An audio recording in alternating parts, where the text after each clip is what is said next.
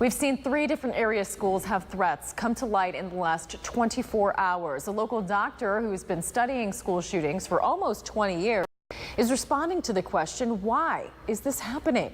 Ellen Hosfeld has the story. These horrifying images from Florida last week unfortunately aren't new to Dr. Lisa Pescara-Kovach. Her experience on studying what makes school shooters tick dates back to Columbine in 1999. I do feel that our students are becoming more aware that this could happen to me, rather than the "it could never happen here" mindset.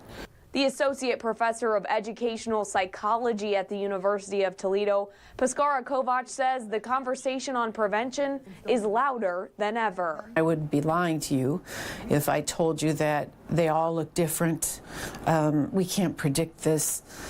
We hear that. There are a lot of skeptics who say there's no way you can predict it. And we're not trying to necessarily predict, but we're trying to prevent. Whether it's issues at home or at school, she tells me it normally ends up being the perfect storm for students who carry out these horrific acts.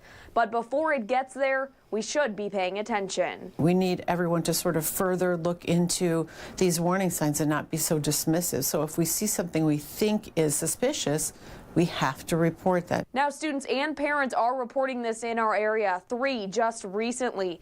And Pescara-Kovach says it's comforting school districts are also taking this seriously, contacting parents. Instead of keeping it quiet and sweeping it under the rug, they're actually coming out and saying, yes, this did happen, but this is what we're going to do to keep your child safe.